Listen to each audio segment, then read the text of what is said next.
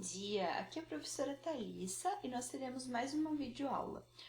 Hoje nós falaremos sobre os transgênicos. Vamos continuar falando sobre os transgênicos e sobre as técnicas usadas na biotecnologia. Então hoje eu vou usar o site Planeta Bio. Aí você vem aqui, ó, em citologia, né, que é o estudo da célula. Aí depois a gente vai clicar em núcleo. Aí nós vamos aqui, em biotecnologia.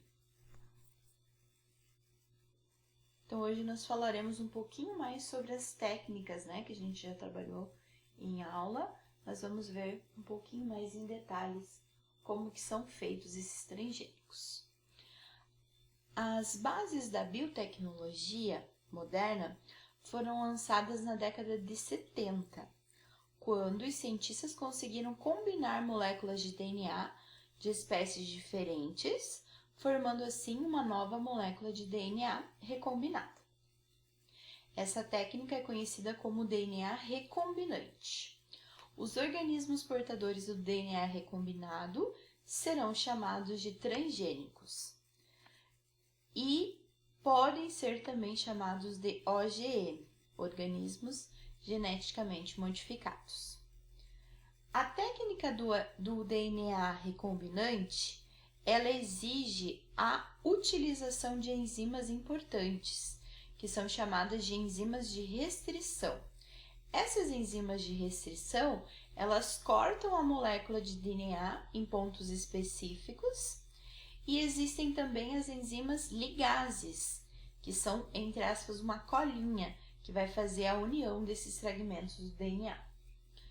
Desde 1982, a biotecnologia cria bactérias transgênicas capazes de produzir insulina humana, que a gente viu, né, na última aula que nós tivemos pelo Meet. Nós trabalhamos, né, os exercícios, os conteúdos da apostila que falavam sobre isso. Então, a produção de insulina humana sendo feita a partir de bactérias transgênicas, ela já existe desde 1982. A insulina é um hormônio muito importante para o controle do diabetes. Então, aqui nós temos Vamos ver aqui a animaçãozinha mostrando sobre essas bactérias transgênicas. Então, a gente tem aqui as enzimas de restrição. Deixa eu voltar lá que foi muito rápido. Então, a gente tem aqui, né, o fragmento do DNA humano e o C é o gene de interesse, que é o gene da insulina. Então, aqui temos o código, vamos dizer assim, usado para produzir a proteína, que no caso é a insulina. Então, as enzimas de restrição, elas vão fazer um corte, né, liberando apenas esse pedaço de interesse. Aí ele vai ser inserido no DNA circular da bactéria, que é chamado de plasmídio.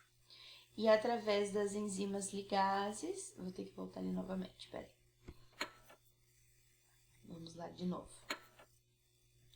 A enzima de restrição cortou, a mesma enzima de restrição vai cortar aqui o plasmídio, que é o DNA circular da bactéria, e aí as enzimas ligases vão inseri-lo no plasmídio, que foi colocado na bactéria. Aí a bactéria passa a se reproduzir e a partir de então ela vai começar a produzir a insulina.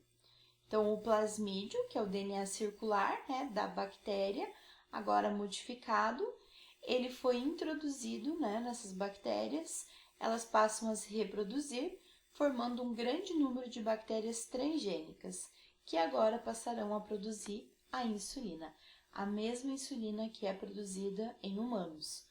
Por quê? Porque o código genético que a bactéria está usando é o mesmo código dos humanos. Então, essa técnica já é usada há bastante tempo, né? E é o que auxilia aí, né, as pessoas que precisam fazer uso da insulina. São muitos os exemplos de organismos transgênicos criados pela biotecnologia. Um dos exemplos mais famosos é o da ovelha Trace, a animal produzido nos anos 90. Trace tornou-se produtora de leite que trazia em sua constituição uma enzima, a alfa-1 antitripsina, também chamada de AAT. E ela pode ser usada no tratamento de doenças pulmonares, como enfisema e fibrose cística. A fibrose cística é uma doença tão grave que normalmente os pacientes ali não têm cura para essa doença, né? Eles precisam de transplante de pulmão em casos mais graves. Então, olha que interessante, né? Usando a biotecnologia para tratar esses casos aí bastante graves, que a pessoa ou recebe um pulmão novo ou vai acabar morrendo. Então, foi introduzido o gene humano, que é responsável, né, por produzir a proteína na célula ovo ali, no zigoto de uma ovelha. Então, olha só.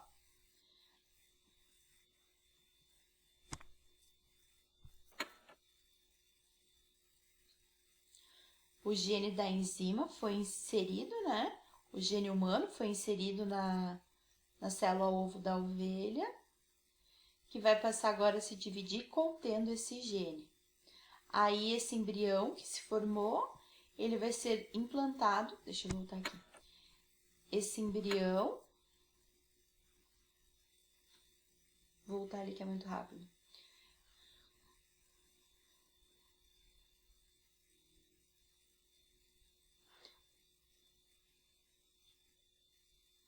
O embrião formado, ele vai ser implantado numa outra ovelha, conhecida como barriga de aluguel. Meses depois nasceu a 3, com glândulas mamárias que secretam leite contendo a enzima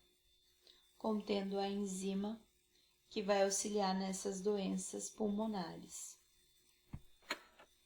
A DEC reinicia novamente.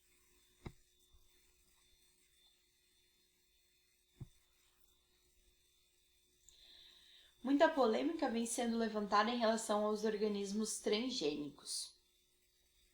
O cultivo de plantas transgênicas é um exemplo. A soja comum, assim como a transgênica, necessita de vários cuidados, dentre eles a destruição de ervas daninhas, né, que seriam pragas, que competem pelo espaço e nutrientes do solo. Usa-se para isso geralmente um veneno, um agrotóxico, que é o herbicida glifosato, que tem baixa toxicidade para o homem, não é muito tóxico para o homem. Porém, ele é nocivo às ervas daninhas e à soja tradicional. No entanto, o glifosato ele não afeta a soja transgênica. Lembra que eu falei para vocês que as sementes transgênicas elas eram mais resistentes? Então, elas são resistentes a esse veneno, glifosato, enquanto que a soja de semente natural acaba morrendo. O plantio de soja transgênica com o uso do herbicida, ele é menos prejudicial à saúde nesse aspecto. Por outro lado, há poucos estudos sobre os impactos que animais e plantas transgênicas podem trazer ao meio ambiente e à saúde humana. O uso de alimentos transgênicos, por exemplo, poderia desencadear processos que causam câncer ou alergia ao homem? Será que isso é possível? Tem estudo que comprove isso ou não? Tem estudos que comprovam que isso não vai acontecer? Na verdade, tudo isso ainda não foi testado o suficiente, né? O cultivo de novas variedades genéticas de plantas e animais não estaria, apesar de todos os benefícios aparentes, selecionando novas pragas e doenças, o que causaria desequilíbrio nas relações entre os seres vivos?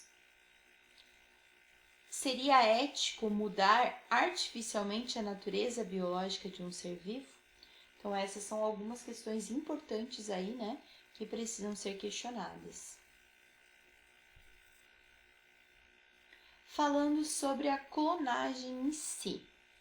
Um clone, ele é uma cópia genética de um organismo.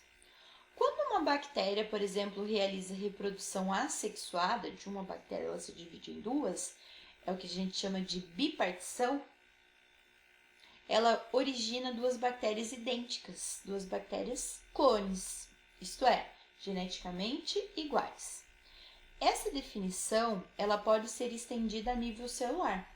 Podemos dizer que as células do corpo, células somáticas, elas são geneticamente iguais, portanto, clones, apesar de terem fisiologia e morfologia diferentes.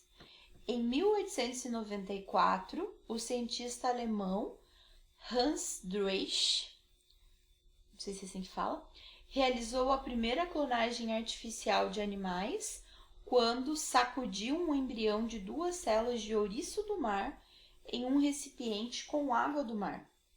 As células se separam e a cada uma delas originou um ouriço, clones. Então, em 1902, Hans Spemann retirou uma única célula de um embrião de uma salamandra que tinha 16 células. Tanto a célula como o embrião acabaram originando novas salamandras, novos clones. Então, olha que interessante. Então, aqui a gente tem o embrião e a célula tronco que foi separada.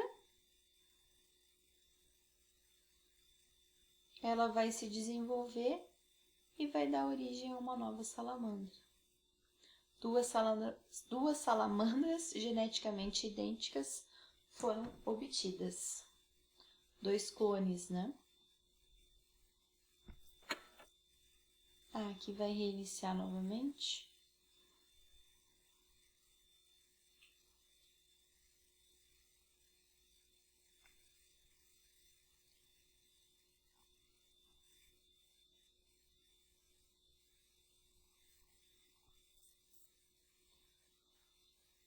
Continuando. Em novembro de 1951, os cientistas trabalharam com rãs e implantaram o núcleo, que era 2N, do embrião de uma rã no óvulo de outra rã, do qual o núcleo foi removido. Um novo embrião surgiu mais tarde. Foi a primeira clonagem da história, usando a transferência nuclear. Mas foi apenas em 1996 que Ian Wilmut e Kate Campbell entraram para a história. Esses cientistas eles conseguiram pela primeira vez clonar um animal adulto através dessa técnica, conhecida como transferência nuclear. No dia 5 de julho de 1996, nasceu a ovelha Dolly, uma ovelha clonada a partir do núcleo de células que formam o corpo de outra ovelha. Então, olha só. A gente tem ali a doadora do óvulo, né, do qual retirou-se o óvulo. Depois, o núcleo foi removido, ela doou o óvulo, o núcleo foi removido. Aí, essa outra doadora doou uma célula do corpo. Deixa eu voltar aqui do início. Ó, a doadora do óvulo doou o óvulo e vai ser retirado o núcleo. Essa vai doar uma célula somática. Célula somática é a célula do corpo, que forma o corpo, né? Que não vai formar os gametas. Então, retirou-se o núcleo. Retirou-se o núcleo. Aí, doou, né, essa célula e aí se uniu o óvulo sem núcleo com a célula somática, formando então uma célula diploide que vai passar a se dividir, estimulado por descargas elétricas, ocorreu a divisão até formar o embrião, que foi colocado numa outra ovelha. Espera aí, vou ter que voltar novamente, que é muito rápido. Retirou-se o óvulo, do óvulo retirou-se o núcleo. Aí outra ovelha vai doar a célula, vai juntar os dois, vai se dividir e vai formar um embrião.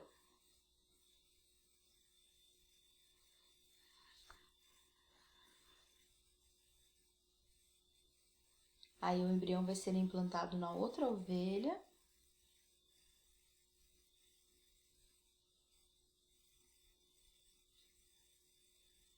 E aí, se der tudo certo com esse implante, né, nós vamos ter a clonagem ali com o bebezinho que é a Dolly.